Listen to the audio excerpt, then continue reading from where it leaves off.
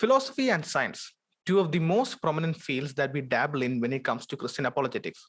However, many perceive that one field is superior to the other, and often it is the field of science that is perceived to be the superior one. Stick around for the rest of the podcast as we converse to see if indeed science is Lord above all other disciplines.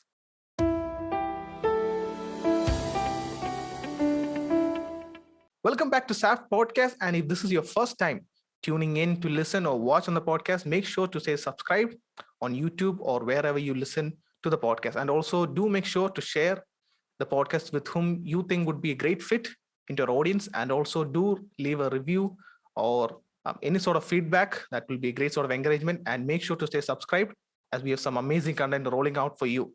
And today I am joined by Professor Kenneth Samples of RTB. Professor, it's a delight to have you here with us. Welcome to SAF Podcast. Thank you. I'm very pleased to be on with you. Appreciate it. Professor Kenneth is a philosopher and theologian and is the senior research scholar at our friends at Reasons to Believe and is the author of several books, including Classic Christian Thinkers, 7 Truths That Change the World, God Among Sages, and most recently, Christianity Cross-Examined. And I believe, Professor, that the latest book, Christianity Cross-Examined, is a huge hit. I came to know that you were featured twice on the Apologetics 315 podcasts with my friend Brian Orton. So I believe the book has been a massive hit among the readers. Well, thank you. I appreciate Apologetics 315, and I appreciate all of these opportunities and to be on your program. So thank you for having me. All right. So, Professor, we have, as you know, the topic that we're going to look at is the supposed conflict between the field of philosophy and science. And this is the reason we picked up this topic was this is a very relevant point that is brought around, especially among the atheist community in India and especially in my state, where they want to present science as the discipline that is above all, the discipline that can give us, the only discipline that can give us truth. But you are a philosopher and you deal with, all of your teammates are full-time scientists. So let's get into it. And first of all, let's try and get our terminologies correct. So what do we mean by philosophy? Is it a way of life or is it a way of thinking? Because there are many people who would say, I live and let go, and that is my philosophy. So what do we mean by the word philosophy? So the word philosophy comes from the Greek philosophia. So etymologically, it means the love of wisdom. I think it's fair to say that philosophy is the pursuit of wisdom, reason, truth.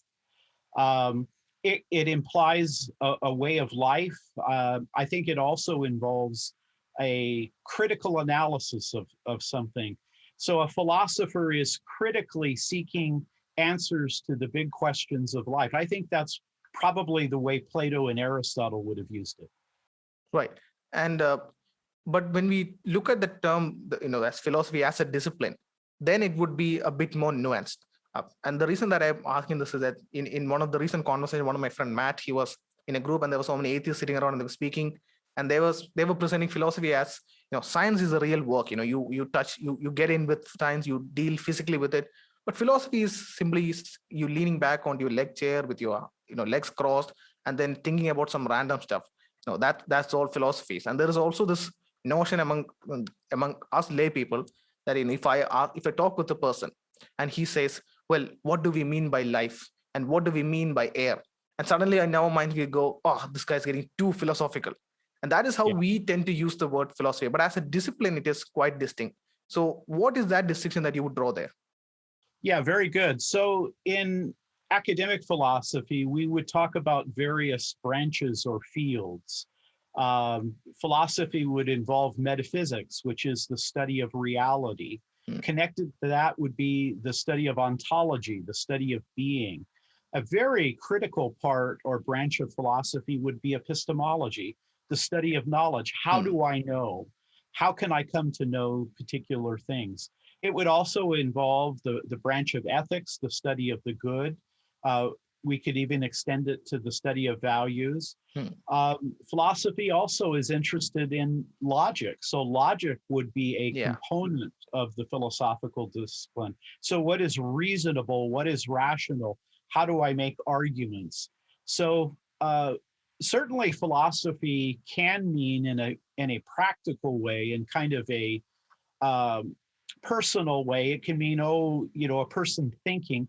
But I think more deeply, philosophy is the study of the big questions of life. Uh, why? In fact, I think that there's an overlap between things that philosophers are interested in and things scientists are interested in. Right. And the gist of what you were saying was that philosophy deals a lot with thinking. And Alvin Plantinga, one of the most renowned Christian philosophers of our time, he said that philosophy is basically thinking really hard. And is that a very good characterization? And if so, then we could look around and say that everyone and every field does engage in philosophy in one way or the other, because as Plantinga says, it's thinking really hard.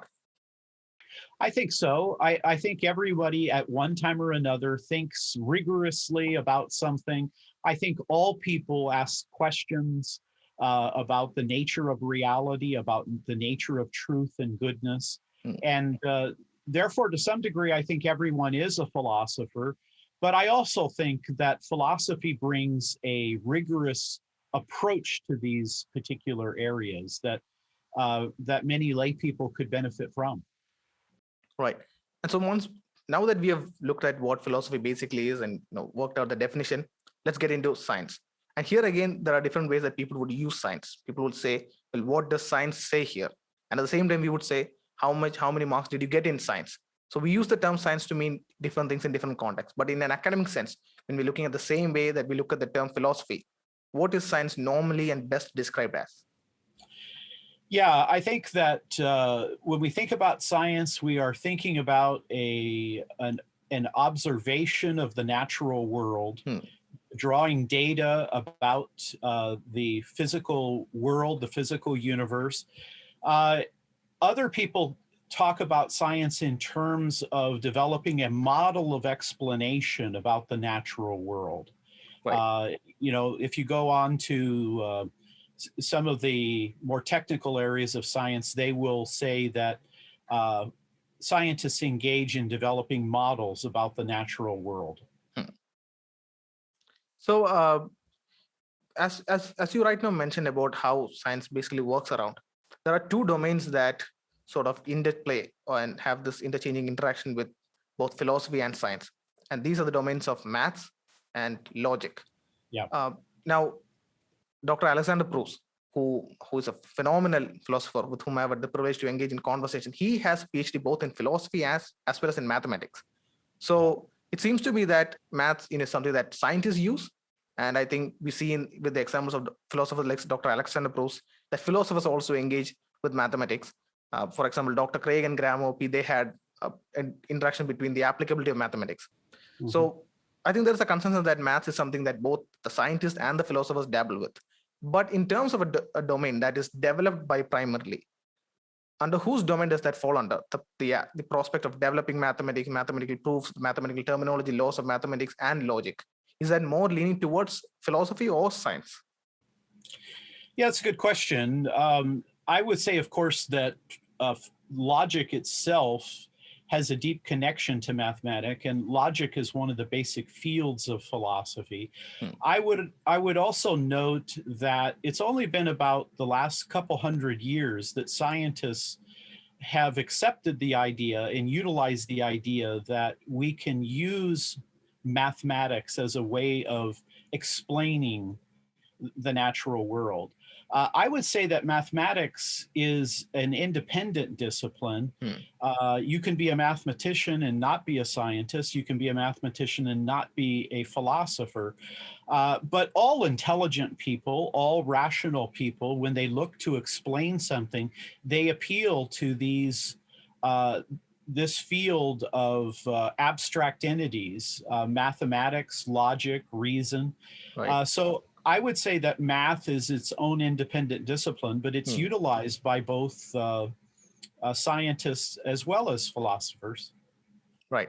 And then as we look at the field of laws of logic, as we have pointed out earlier, that definitely straight up comes under the field of philosophy. That is where philosophers work around to develop the laws of logic. And it's often scientists who would look at the laws of logic. For example, the law of non-contradiction. It's not exactly a scientific mechanism that has been developed by scientists, but it's something that scientists would draw from the field of philosophy. And on our Instagram page of Savant Apologetics, we put out a question asking people what they felt. Is science superior to philosophy? Is philosophy superior to science? And one of the points that was put forward was the field of philosophy of science. So the person pointed out that you can't say science is superior to philosophy because there's a whole field called philosophy of science. What is the field of philosophy of science? And is that sort of like a death blow argument to show that science is not exactly superior and above philosophy? Yeah, very good. Well, philosophy of science is looking at the scientific discipline and raising all of the questions that then relate in a philosophical sense. For example, to do science, you have to believe that there's a real world out there. You have to trust in your cognitive faculties and your sensory organs. You have to believe that your eyes, ears are reliable. You accept the idea that there are patterns and regularities. So there are many philosophical implications that go into science. I would say that science is the product of both philosophy and theology. Historically, in the 1600s, science began in Christian Europe with theological implications. There's a world out there, it's good. So philosophy of science would be looking at the philosophical elements of science. And I don't think you can do science without both philosophical and theological implications. Yeah. Why did you mention that we can't do science without theological implications? Because it may come off to people that it looks like only Christians or theists can do science. Is that that's not what you're saying there, right? No, I'm not saying that, but I am saying this historically. If you think about the emergence of science, certainly in many of the great civilizations, they made contributions in the ancient world to science, to mathematics, technology. We could talk about Mesopotamia, we could talk about China, we could talk about India, we could talk about Greece and Rome. We could even talk about Babylon in the 800s. So all of these civilizations made contributions to mathematics. I mean, algebra, for example, is an Arabic word. So these ancient civilizations make contributions to science, technology, and mathematics. But there's only one place that science had a fundamental beginning, and that's in the 1600s in Christian Europe. What I would say is I think the worldview in which science emerged and flourished was the Christian worldview. And I think it was helped by the idea that Christians believe that there is a God who is rational, who is reasonable, who used laws to create the world. And therefore, the early scientists believed that the scientific enterprise was a rational discipline. Right. So I do think theology historically has a connection to science and to some degree, even philosophically. Yeah. And the key thing that stands out in that fundamental beginning is the notion that we can understand the outside world, that we could look at planets and we could predict that they have a particular structure or law that they're following, which, as you pointed out, is a deep philosophical and a theological assumption to make there. Now, as we move on, one of the points that really strike out to people, and this is primarily due to the idea of logical positivism, which is primarily based around that, if you can do it with your senses, then that's what is believable. And so what I've seen logical positivism as do in this dialogue of philosophy versus science is that it has highlighted the point that with the field of science, our claims are testable and falsifiable.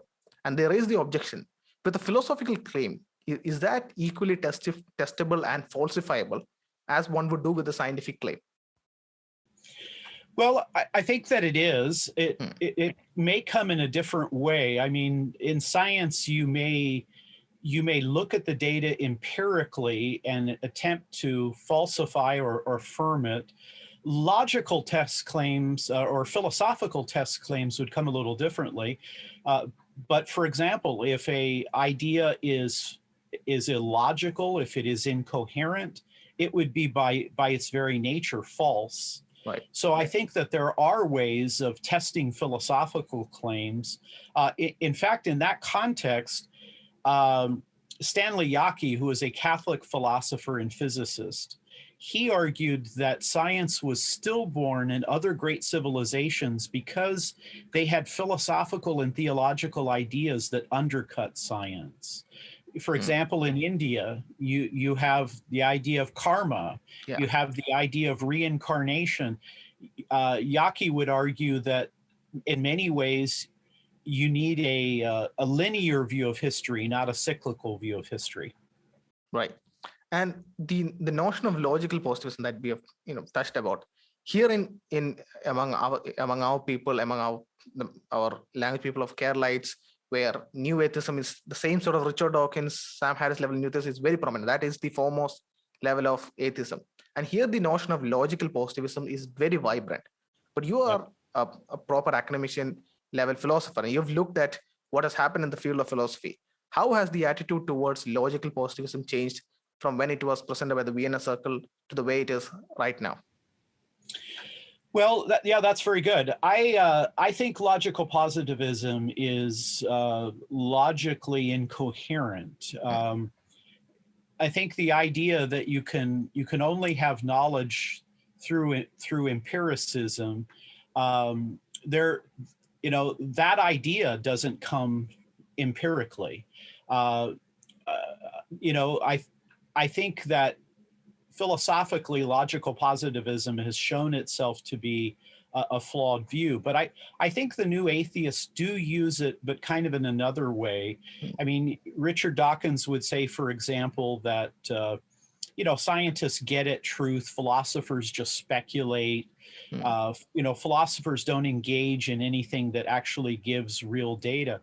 But I think that the new atheists, Dawkins, Harris, and others, they don't appreciate that you have philosophical components within the scientific enterprise. And, I think it was Lawrence Krauss who says that experiment is the final court of appeals. Well, he never got that idea in an experiment. That's a philosophical assumption that he began with. Could I note, and I don't mean this to be, I don't want to convey the idea that one discipline should, look down on the other discipline, but I will tell you this. I think with the new atheists, they have not taken time to think carefully about philosophical implications. Now, I admit I'm not a scientist. I was not trained as a scientist, but I do think that people like Stephen Hawking and Richard Dawkins and others, they often make kind of silly statements. They say philosophy is dead. Well, that's a philosophical statement. Yeah. So, I don't want competition between scientists and philosophers. I think we should try to work together and understand each other. But I'd like to encourage atheists to take philosophy more seriously. Yeah. And one of the things that we see, for example, when you mentioned about the falsifiability and the ability to test philosophical arguments, I was immediately recollected about when I first learned about the Kalam cosmological argument. And the point that Dr. Craig mentioned was, if an argument of that deductive format has to be valid, then the premises have to be true and the logic must follow. And if I'm able to show that it is illogical, like, for example, there's a non sequitur or a fallacy of equivocation, then I can show that that philosophical claim or argument is false. And that is also a test of its falsifiability, the ability that we can make it false. Exactly. And that's a very powerful means of showing something to be false. So I would say that philosophers use logic in many ways that is comparable to the way that scientists use mathematics. But it's still a form of reasoning. It's an attempt to try to get at, is this first reasonable? And then are the premises true? If so, it's sound. Right. And so we've looked at and we've seen that philosophical claims and arguments are testable and falsifiable. Now, there's another question that pops up when we get in this dialogue, and it's a very simple one, but I'm going to pitch it to you and see what your response is going to be. It's like I said, it's very simple. It asks basically that science is something that we can test right in front of our eyes. Okay, so very, very much deeply entrenched in logical positivism. It says, if you make a scientific claim, a scientific prediction, we test them right in front of our eyes. But you can't do that with philosophy. So then shouldn't science be or scientific claims and arguments be better than philosophy? Now, as soon as I say it, I can see there's a lot of issues and problems and assumptions there that go around. It also reveals a very superficial understanding of how scientific claims and theories actually work. But what would your response be to it? Yeah, when I often meet scientists, I ask them, why does science work? And very seldom am I ever given an answer. They just say, well, it just works. So the idea that science works right in front of your eyes, I think that fails to appreciate a number of things. There are a number of areas of science in which the natural world seems very mystical almost, or it seems mysterious, maybe a better word. Quantum mechanics. Yeah. That's an area of science that doesn't seem to just work right in front of your eyes. It's very common today. People speculate about the multiverse, and they have no observational evidence of the multiverse, but they speculate about that. So I'm not sure that. I think scientists at times speculate, and they don't recognize that they're speculating. The other point that I would say to that is, remember that to do science, you begin with certain presuppositions. You assume that your eyes and your ear sensory organs work properly. You assume that your brain and mind work properly. You assume that nature is ordered and regular. You assume that there's a real world out there. So I think the idea that science works without philosophical ideas or without a worldview, I think people who assume that have not thought carefully about the assumptions that go into science. Yeah, and one of the biggest assumptions that you pointed out is us assuming the world to be real and ourselves to be real, because there is no other way for us to scientifically test it, but we take it as granted. That's a huge assumption to begin with. And philosophy actually comes in and it challenges those assumptions and asks, are those reasonable and rational to hold? But science can just take them as granted and move forward. And even when we look at scientific theories like the Big Bang theory, for example, we have redshift velocity of galaxies and the cosmic background wave radiation. There is a lot of philosophical reasoning that goes into it. Even when we look at speed of light, it's often said that we assume the speed of light to be constant throughout, and that's a huge assumption. And then we step forward and we work around with the empirical data, but there's an assumption to begin with. So all of these objections towards supposed superiority of science over philosophy, it actually it ends up laying bare the superficial understanding about how science actually works. Even if that person doesn't know much about philosophy, it shows how little they understand how science works.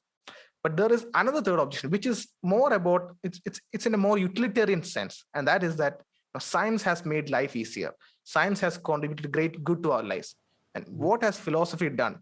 When we contrast it with the real world impact that science brings about, it looks like an instance of taking philosophy out of its domain and trying to apply it, trying to see if it would work in somewhere else. But as a philosopher, what's your response to that?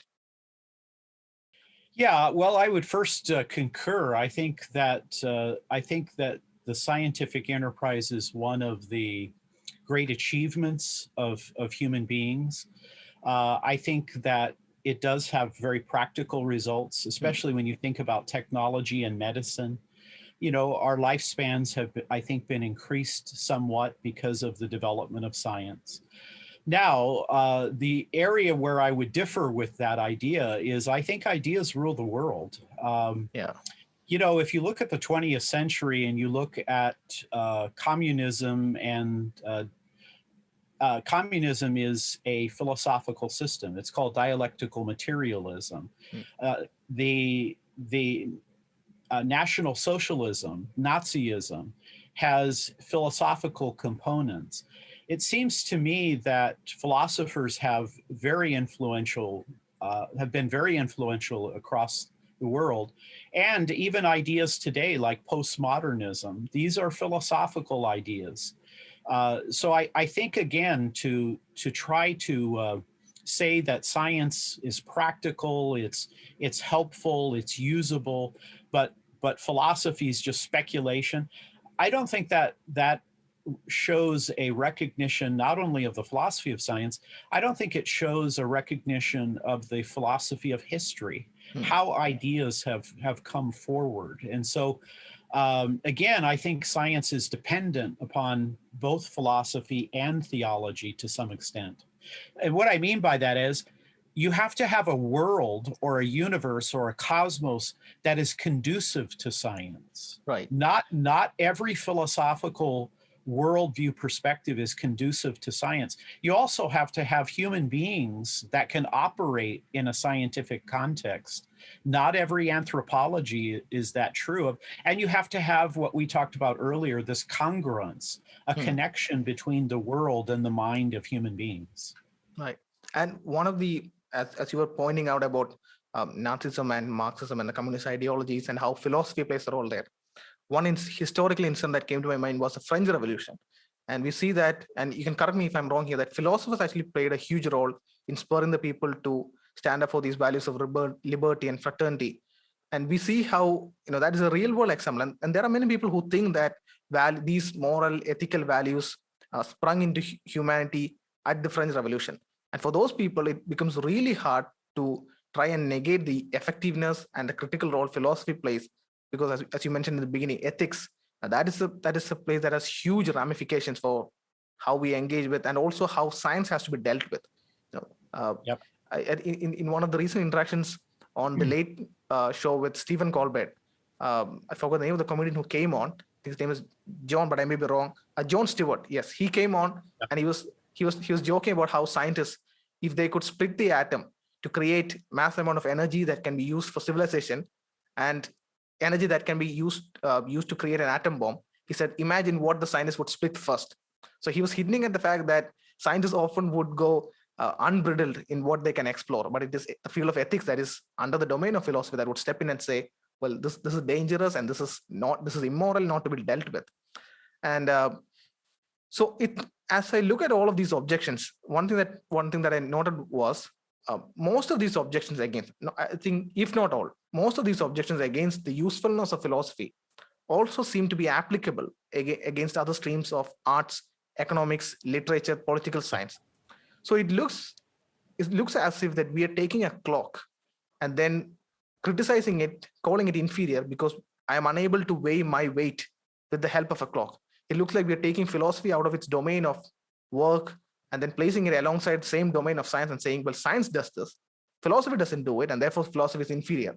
I think we can apply that to same in literature and say, well, what good has literature really brought about in our world?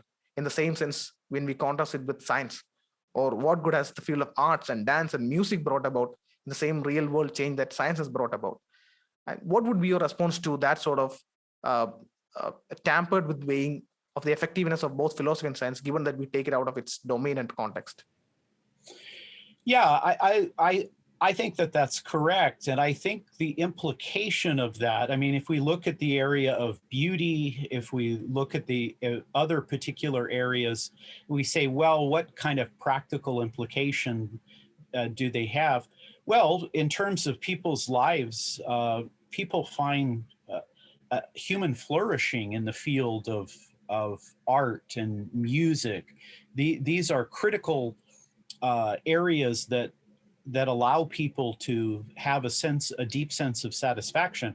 But I think what that idea reflects when you say, well, science is practical, it's workable, it's testable, but all of these other fields, including philosophy, aesthetics, etc., they're less so. I think it fails to appreciate the limitations of science. Yeah. I mean, science has. My father was a combat soldier in the Second World War. The Allies developed atomic weapons. Now, science was involved in the development of the atomic weapons, but science can't tell you whether the Allies should have used the atomic weapons. That is an ethical question. Science can't address the beautiful. It can't address the good. It can't tell you whether all human beings have minds. These deep questions about the nature of reality. So I think to say that philosophy and art and these other areas, aesthetics, have limitations, I think I would just turn it around and say, no, science is a remarkable discipline, but it is very narrow. And there are many assumptions that go into it. And so if you're going to critique other disciplines, be aware that science has real limitations as well. Yeah. And it's when we look at the Nazi concentration camps that we see that Nazi German scientists, they were looking for empirical data to see how long a baby would survive without his mother's nutrition. But that you can say that is purely scientific, that is very empirical, and cheer it on for all the empirical benefits that there is. But there is a deep ethical issue at play here, which the doctor in a scientific role cannot address. And Right. it's very interesting that you mentioned about the lack that science has. And that's why I want to look at this quote by Carroll, one of the most celebrated physicists of a time. He says, so he's talking about why is there something rather than nothing, and looking at the explanation for a universe. And he says, the other side are those scientists who think that modern physics explains why the universe exists.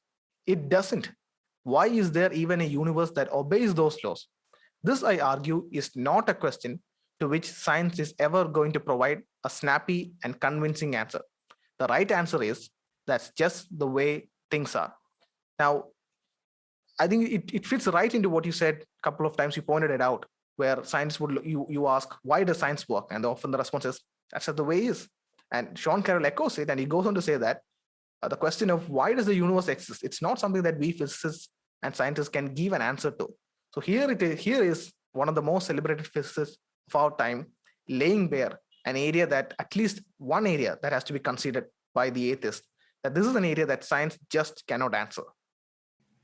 I think that's right. I think that I think that thoughtful scientists who appreciate the fields of philosophy and religion recognize the limits of science and recognize that questions about the nature of reality are not scientific in orientation. They are much more in the field of philosophy and religion and theology. Yeah. Yeah. And as we come to the conclusion of this phenomenal podcast, I just want us to look at one particular statement that a cosmologist who is part of a very prominent atheistic team here in India said. So this was within a WhatsApp chat, and he shared about Sir Roger Penrose's work on assimilating consciousness into physics by means of quantum consciousness. And he was writing, and towards the end, he was very confident that physics will definitely explain consciousness. And he went on to conclude that the domain of consciousness, the talk of consciousness, is no longer the monopoly of philosophy, and that it is the final nail in the coffin for the already dead field of philosophy. Now, that's a lot of blunder released in a few words. And you addressed one of it when Stephen Hawking said that philosophy is dead. But here he went on to say so many things. He has so many assumptions about how philosophy really works in terms of engaging with the idea of consciousness, and also the notion that philosophy is dead, and somehow Sir Roger Penrose's work, therefore, is the final nail in the coffin. What would be your response to it? Yeah. Well, again, I think sometimes it's kind of a glaring a lack of awareness of the nature of philosophy and science itself. I mean, Thomas Nagel, who is a leading philosopher of mind in the United States, New York University, in one of his books, he said that a naturalist worldview, a Darwinian perspective understanding reality has totally failed to provide an explanation of consciousness. I mean, what is consciousness? I think that is, certainly there are scientific implications. We look at the brain, we look at the neurons, we look at how the brain itself works, but it also is loaded with philosophical implications. Consciousness means that we are self-conscious. It means that we have this aboutness. We can think about particular things. So I think to reduce consciousness to merely a scientific question is glaringly unaware. And I would say that even secular people who are experts, either philosophers of mind or neuroscientists, I think they have come to the conclusion that trying to explain consciousness is very, very difficult. Nagel takes the point. Now, Nagel is an atheist, but he says there is no good naturalistic explanation, either reductionism or emergent properties. Nagel takes the point that to explain consciousness, you must begin with it. So he adopts panpsychism. I think that's a concession that consciousness is so difficult to explain, it's easier to begin with it. Now, from a theistic point of view, if God is an infinite eternal mind, it's not hard to think that he might create finite minds that are conscious. So I'm not impressed with that statement that somehow consciousness is the nail in the coffin to get rid of philosophy. And also the hidden assumption is that philosophy is already dead. It's done and dusted. And now consciousness is going to be explained by the field of science and physics. So therefore, philosophy can do absolutely nothing there.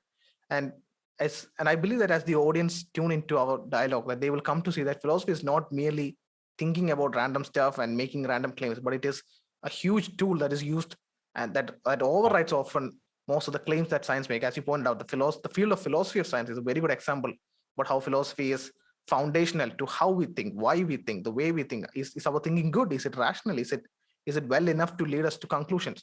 And also, most importantly, is my thinking good enough to make good conclusions from the empirical data before me? So I believe that actually clears up the air. And thank you so much, Professor Kenneth, for being here with us. It was a true delight for us to have you on SAFT Podcast. It was my pleasure. Thank you for a stimulating conversation. That's right. And I also believe that the audience will be looking out for our next podcast, where we're going to look at another field that many hold to be in contrast and in some sort of a conflict with the field of philosophy.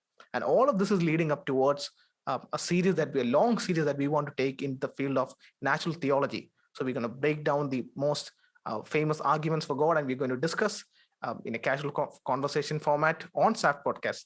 Me and Piyush, the duo of SAFT Podcast, is going to make a return. So be on the lookout for it. Stay subscribed and do share the work and the podcast with your friends who too might encourage, might also be interested in this level of conversations and topics. And once again, thank you for joining us. Take care, God bless, and we will catch you in the next one.